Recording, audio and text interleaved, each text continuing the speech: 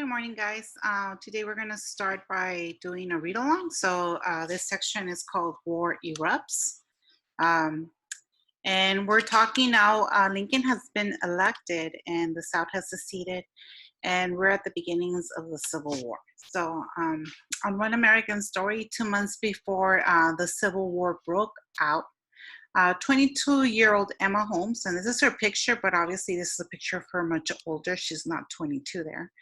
Emma Holmes of Charleston began keeping a detailed diary. Like other South Carolinians, Holmes got caught up in the passion that led her state to secede. From a rooftop, she witnessed the event that started the war. She wrote about South Carolina's attack on Fort Sumner, a federal fort in Charleston's harbor, in her diary. And this is her account. At 4:30 this morning, the heavy booming of cannons woke the city from its slumbers. Everybody seems relieved that what has been so long dreaded has come at last, and so confident of victory that they seem not to think of the danger of their friends. I had a splendid view of the harbor with the naked eye. You could distinctly see flames amidst the smoke. All the barracks were on fire. With the telescope, I saw the shots as they struck the fort and saw the masonry crumbling. Masonry is the bricks or the rocks that made the stone wall from the fort. So this is important. I want you to notice that because this is a primary source that we talked about. This is an account of someone who was there during the event. So for historians, this is very important because it gives them a glimpse of the feeling of the people that lived there during that time. It also gives them details of what they saw. So there's a lot of information that a historian can gather from here. So again, what was happening and how people felt is important if you're studying that period of time, among other things. Many Southerners expected a short war that they would easily win. Northerners expected the same. So as you can see right here, both sides think they're gonna win. In this section, you will learn how the war started, how states divided, and how each side planned to win. First shots at Fort Sumner. As they seceded from the Union, the states loyal to the United States of America during the Civil War, so that's the Union, the southern states took over most of the federal forts inside their borders. That means that any forts that were in the South, the soldiers from the South took them over. President Abraham Lincoln had to decide what to do about the forts that remained under federal control. Major Robert Anderson and his garrison held on to Fort Sumner in the harbor of Charleston, South Carolina, but they were running out of supplies. If Lincoln supplied the garrison, he risked war. If he ordered the troops to leave the fort, he would be giving in to the rebels. Lincoln informed South Carolina that he was sending supply ships to Fort Sumner. So here's one of the first dilemmas that Lincoln's gonna find himself, because the soldiers in Fort Sumner are running out of supplies, and soon they're gonna be hungry, and the South is at risk of taking that fort. And when you're at war, any fort that you have power over is good, right? Because usually they're strategic areas where they have ammunition, they have weapons that help their side win. So here, if he knows that if he supplied the food to the garrison, the South might see it and might already start the war right away. And if he asked the troops to leave the fort, then it was gonna see like he was getting scared away, and he would be giving in to the Southern rebels. So when we talk about rebels here, the rebels are considered to be the South, the Confederacy, because they're the ones who seceded and left the Union. So he informs the South Carolina that he's gonna supply ships to Fort Sumner. Leaders of the Confederacy, that's a nation formed by the southern states in 1861, decide to prevent the federal government from holding on to the fort by attacking before the supply ships arrive. So the South, when they hear that Lincoln is sending supplies, they go, this is an opportunity, let's go in there and attack Fort Sumner, claim it as our own before they get their supplies, and then who knows if we'll ever get them out of there. So here at 4:30 a.m. on April 12, 1861, shotguns opened a fire on the island fort. For 34 hours, the Confederates fired shells into the fort until Anderson was forced to surrender. No one was killed, but the South's attack on Fort Sumner was the beginning of the Civil War.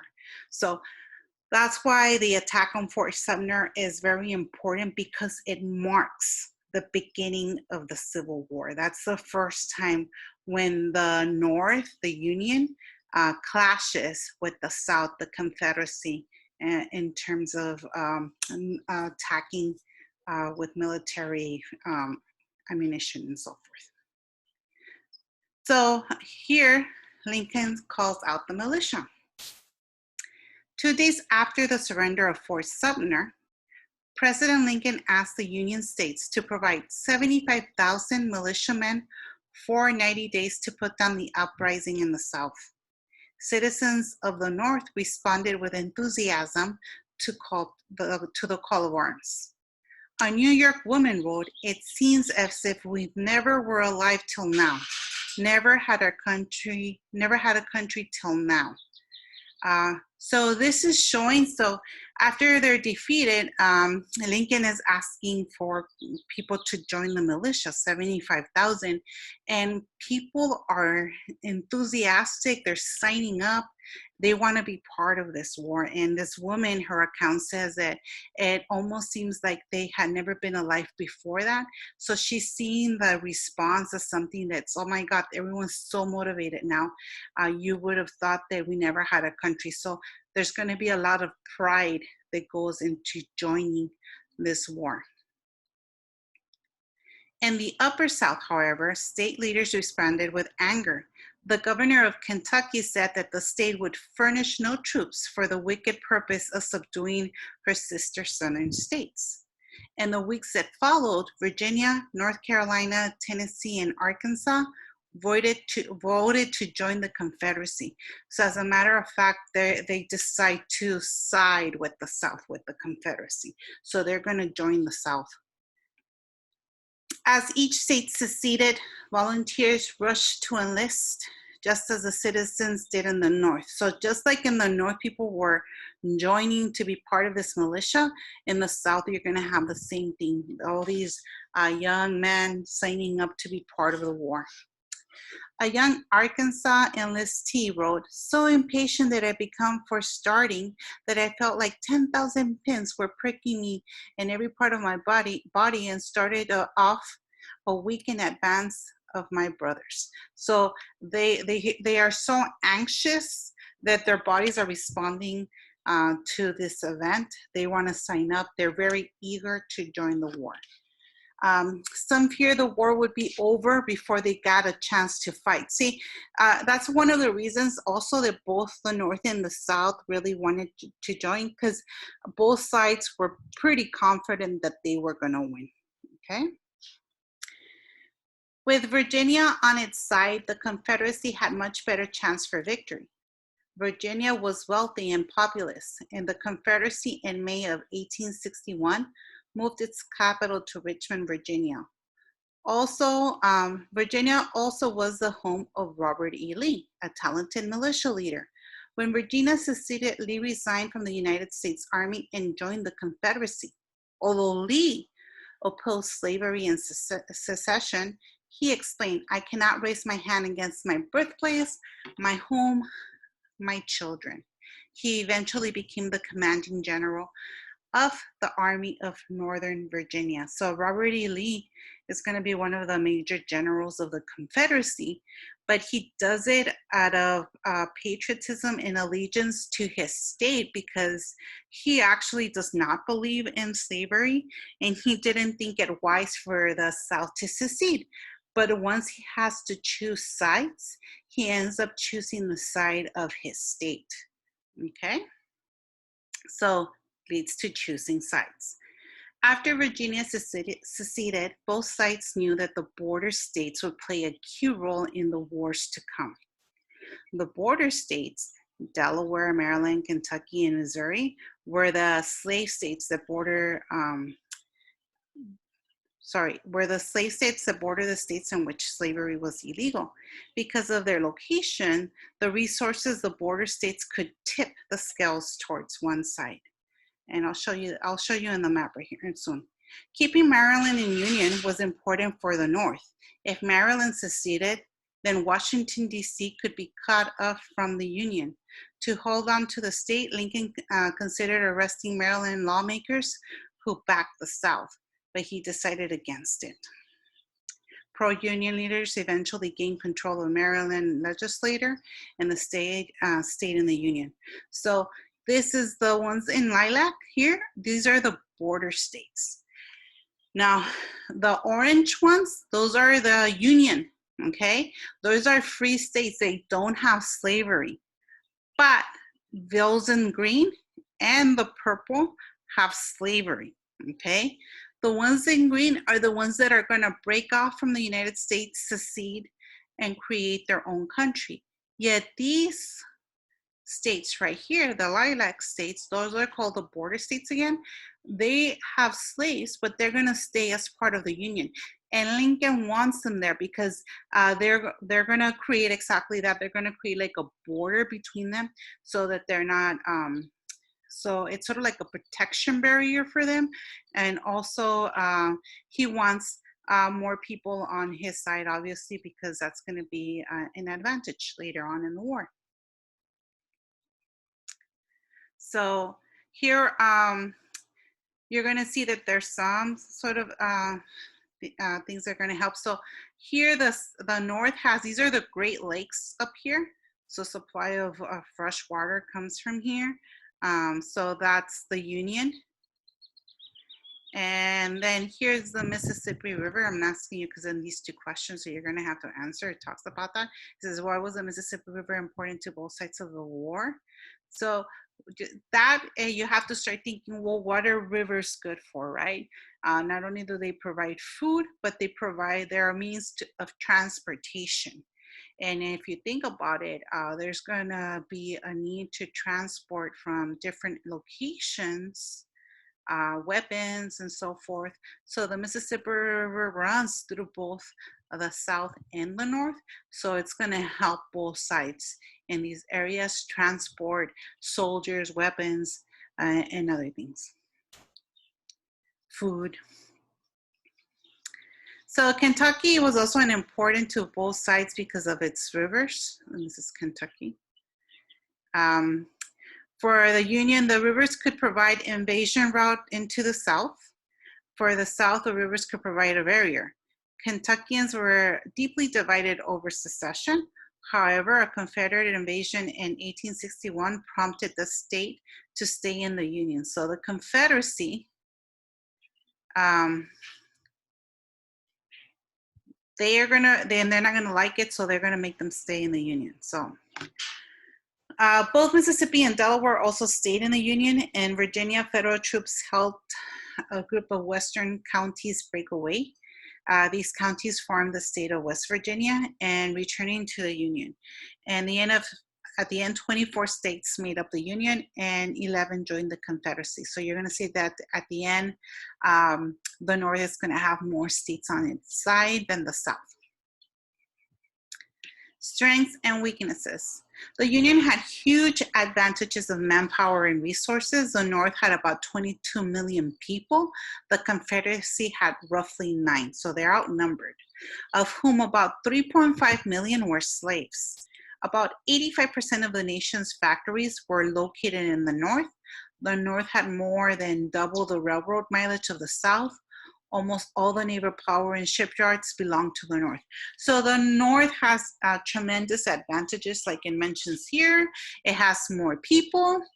It also had a lot of factories. a lot of 85% of the factories of the country. That means they could produce different things for the war. And it had, both areas are going to have railroads, but the north is going to have more going longer distances and different locations than the south. So even in that, the north had a better advantage. It says the Union's greatest asset, however, was President Abraham Lincoln. He developed into a remarkable leader. Lincoln convinced Northerners that democracy depended on preserving the Union. So this talks a lot about being able to be a good leader and persuade people to do what is needed. If we go back to this section over here, you might want to go back and read it. It talks a little bit more about Abraham Lincoln and his power to persuade. And that's important during wartime because you want to have a leader that motivates and guides people into the right direction, okay? So the Confederacy had some advantages too. It began the war with able generals such as Robert E. Lee. So it also had the advantage of fighting defensive war.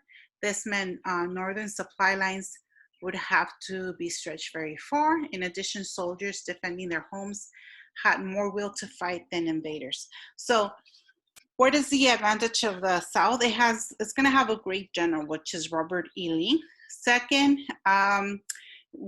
the Union, the North, is having to go down to their territory, to their neck of the woods. And if someone's coming to your area, you have an advantage because you know your area better than the enemy. So in this particular case, there's are going to be advantages that the South is going to have over the North. Also, if you're defending your house, your home, your family, obviously it takes your defenses to a different level, right? You're going to make sure that you give it your best, that you give it your all to protect those that you care, the things you care for and the people you love. So before I start reading the Confederate Strategy, I do want us to look at the resources here on this section. It says, gives you a pie chart of population. The blue, and usually the blue will represent the Union and the red will represent the Confederacy. You could see here what we talked about in the previous paragraph, the fact that the Union is going to have much larger population. And here it tells you railroad mileage, they're going to have a lot more than the South does. Factories, see the percentage here, 85 Union, 15%, 15% in the South, and industrial workers. They're going to have a lot of people. They can produce more weapons, they can produce more clothing, they can produce anything that's being created in a factory. They're going to have that advantage. So the Confederate strategy. At first, the Confederacy took a defensive position. It did not want to conquer the North. It only wanted to be independent. All we ask for is to be let alone, said the Confederate President Jefferson Davis. Confederate leaders hoped that the North would soon tire and the North would soon tire of the war and accept Southern independence. The South also depended on King Cotton as a way to win foreign power. Cotton was king because Southern cotton was imported in the world market. The South grew most of the cotton for European textile mills. When the war broke out, Southern planters withheld cotton from the market. They hoped to force France and Britain to aid the Confederate cause. But in 1861, European nations had a surplus of cotton because of a big crop the year before. They did not want to get involved in the American war. As the war heated up, the South soon moved away from its cautious plans and began to take an offensive and try for big victories to wreck the Northern morale, okay? So again, they had another thing that backfired on them. Cotton was very important to the South. It was one of the raw materials and cash crop that they grew. And it was very important because they would grow to all of Europe. But the previous year before the war, they had such a great supply that Europe did not need so much cotton because they had been able to buy a ton of it the year before, and they decided, you know what, that's their mess, that's their war, let's try to stay away from it. But the South was hoping that, that because they needed their cotton, that some of these countries like France and the British would come to help the South, and it sort of backfired on them. Then we have the Union strategy. So that was their strategy, and you see how it backfires. Let's look at the North, the Union. What was their strategy? The North wanted to bring the Southern states back into the Union. To do this, the North developed an offensive strategy based on General Winfield Scott's Anaconda Plan. This plan was designed to smother the Southern's economy like a giant anaconda snake squeezing its prey. The plan called for a naval blockade of South's coastline. In a blockade, which is one of the words, armed forces prevent the transportation of goods or people into or out of an area. The plan also called for the Union to gain control of the Mississippi River. This would split the Confederacy in two. One of the drawbacks of Scott's plan was that it would take time to work, but many people eager for action were calling for an immediate attack on Richmond, the Confederate capital. Lincoln ordered an invasion of Virginia in the summer of 1861. So General Winfield had two good plans. The Anaconda Plan, which was to try to make sure that the South's economy did not grow and sort of like an anaconda squeeze the prey to death, and also blocking the Mississippi River, so the Southern states would sort of be split in half, and that way they would be easier to defeat. But like it mentions in the book, that those strategies take time, and time was something that obviously most people do not want to be dragged into a war that lasts forever. So this is when Lincoln decides to attack and invade Virginia. So we have the Battle of Bull Run. It says, to take Richmond, the Union Army would first have to defeat the Confederate troops stationed at the towns of Manassas, Virginia. This was a railway center southwest of Washington, D.C. On July 21, 1861, Union forces commanded by General Irwin McDowell clashed with Confederate forces headed by General Pierre Beauregard near a little creek called Bull Run, north of Manassas. In the town, in the north, the battle came to be known as the First Battle of Bull Run. Okay, so it's important because you're going to have two names for this battle, and the Battle of Bull Run is the most famous one. But in the South, if you look here on the background, it tells you that in the South, the battle was called the First Battle of Manassas. Okay, why? Because that's the location where it took place. So because the South named the battle after the nearby town, the North used the landmark near the fighting, usually a stream. So that's why you have two names for it. So this is one of your questions. So you have to know that in the North, they call the first the Battle of Bull Run, and in the South, they're going to call it First Battle of Manassas. At the point in the battle, a Confederate officer rallied his troops by pointing his swords towards Southern General Thomas J. Jackson. The officer cried, "There is Jackson standing like a stone wall. Rally behind the Virginians." From this incident, Jackson won the nickname Stonewall Jackson. His men held fast against the Union assault. As fresh troops arrived, the Confederates equaled the Union forces in number and launched a countercharge. Attacking the Union line, they allowed a blood-curdling scream. This scream, later called the Rebel Yell, caused the Union troops to panic. They broke ranks and scattered. So they used strategy, and sometimes in a lot of the war movies, you'll see it, that like they'll scream really loud as they start to attack the opposite side. And I guess the North, the Union, was not expecting it, and they got all scared, and they actually scattered because they didn't know what was going on. So the Confederacy wins this first battle. The Confederate victory in the first battle of Bull Run thrilled the South and shocked the North. Many in the South thought the war was won. The North realized it had underestimated its opponent, which is true. Remember that in the beginning, both sides think that they're going to win. Now, all of a sudden, they realize it's not going to be as easy as we think. And it's also going to motivate the South to continue attacking. Lincoln sent the 90-day militias home and called for a real army of 500,000 volunteers for 3 years. And then in the next section, we will learn about Army life.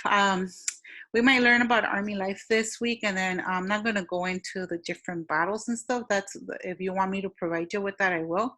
We'll be talking about the Emancipation Proclamation, what happens after that. So now that we've done the reading, there are questions that were attached to this handout in the video. Please answer those and then submit them. So if you have any other questions, please message me, okay, and let me know. And we're gonna go ahead and end the meeting, guys. Thank you, have a great day, continue doing your work.